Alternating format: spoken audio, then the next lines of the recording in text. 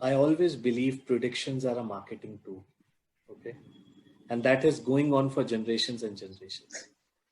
Go into 2020 starting and look at all the predictions globally by all the global pundits.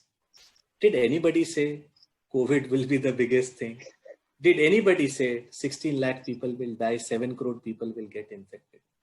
So prediction is a great marketing tool to sound intelligent, to sound very, important. In all humanity, I think I don't have the power of predictability too much, right? On the broader scale. But what I know that from a medium term perspective, what are the drivers which have been put in place in the economy? Are they working in the right direction? Which I explained to all of you. And to me, the biggest risk is interest rates. Today, because of lower interest rates, we are seeing what is happening globally into the equity markets. The liquidity, flush is very high. Any signs where we see interest rates bottoming out and reversal starting to happen for the medium term or a near term, that will be the risk.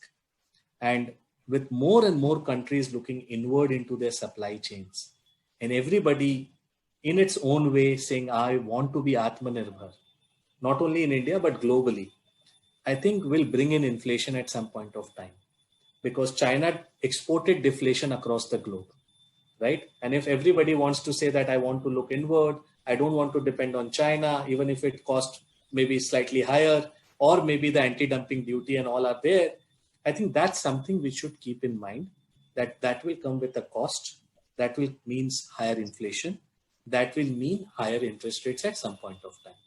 And higher interest rate means that P should ideally be adjusted to on a lower side because your discounting rate moves higher.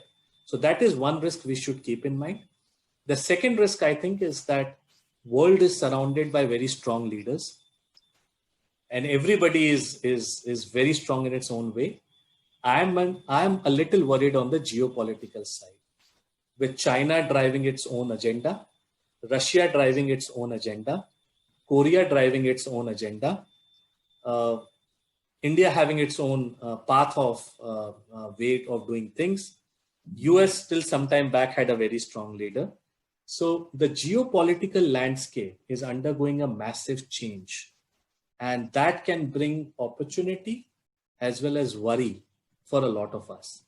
For example, a country like India is surrounded on all the sides by hostile neighbors, and that's a risk. So all these things are risks we should keep in the back of our mind. But from a medium term perspective, I think there are very important things happening on ground, which is making me a little more optimistic than the rest of the street. Time will only suggest that we execute and let it go this opportunity. But honestly speaking, in all humility and humbleness, the predictability of what will happen next near term, next year is a marketing tool to sound intelligent. I am extremely sorry I don't have that ability. I didn't know that COVID will be such a big event in 2020 when we started January. And nobody else also predicted that.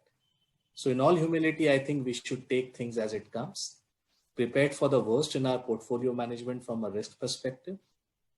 That only comes with diversification, good stock selection, good businesses, and making sure that we don't deviate from our discipline. Right now, momentum is going up.